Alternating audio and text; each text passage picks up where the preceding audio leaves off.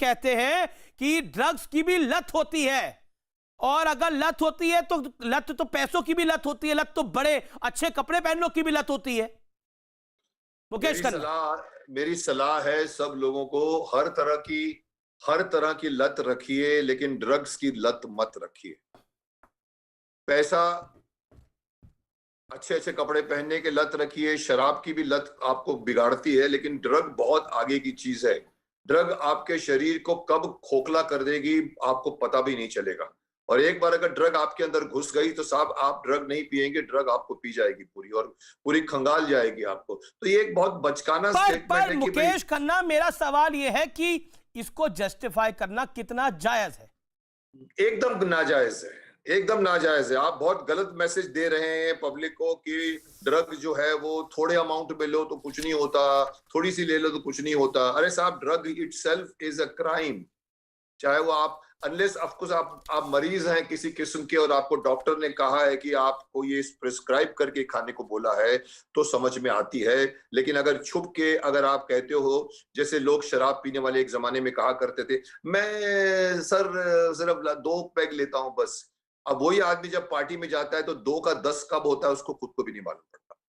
तो यहाँ ये कहना कि मैं 25 ग्राम 50 ग्राम लेता हूँ, कोकीन लेता हूँ, हैश लेता हूँ, अरे साहब हर किस्म की ड्रग्स, इवन आजकल एक कंट्रोवर्सी मेरा तो पॉइंट ये है कि एक नेता, रूलिंग पार्टी का नेता जो महाराष्ट्र में सरकार चला रहा है, वो इनको जस्टिफाई कर रहा है, वो कितनी बड़ी बात है। मैं रुक करता हूं संजय गुप्ता का, शिवसेना से मेरे साथ जुड़े हुए हैं। संजय गुप्ता साहब, पैसे की लत ठीक है, अच्छे कपड़े पहनने की लत अलग बात है, लेकिन ड्रग्स की लत भी अच्छी बात है, आप मानते हैं ऐसा?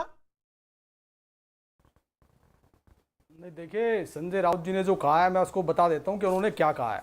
उन्होंने ये कहा है कि नारकोटिक्स डिपार्टमेंट जो अब इस टाइम जांच कर रहा है, ठीक है वो करे, कोई दिक्कत नहीं है, लेकिन नारकोटिक्स डिपार्टमेंट का काम जो है वो विदेशों से जो ड्रग आती है उसको रोकना है। जो नेपाल से आती है, अफगानिस्तान से आती है या पाकिस्तान से आती है, इसको रोकने का काम जो है क्या कहते हैं एनसीबी डिपार्टमेंट का है। ठीक है, वो महाराष्ट्र में भी ये कर रहे हैं, करें, कोई दिक्कत नहीं है।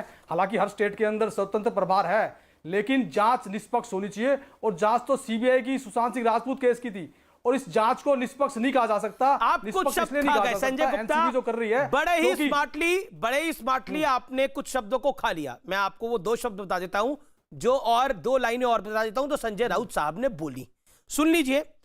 किस फील्ड में नशा नहीं है? कुछ को पैसे की लत है, शायरी कर रहे हैं जैसे, तो कुछ अन्य चीजों की लत है।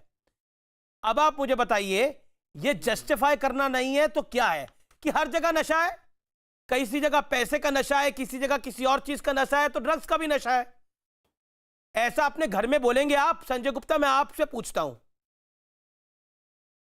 आप अपने परिवार में किसी सदस्य को ऐसा बोलेंगे जो ड्रग्स लेता हो कि ठीक है तुम्हें लत है, ठीक है ये भी हर जगह नशा होता है, ऐसा परिवार में बोलेंगे? जिस तरह की बाइट उन्होंने आज एएनआई को दी, मैं आपसे सवाल पूछता हूं संजय गुप्ता, भूल जाइए अब शिवसेना से रिलेटेड है, अपने घर में बोलेंगे आप ये बात?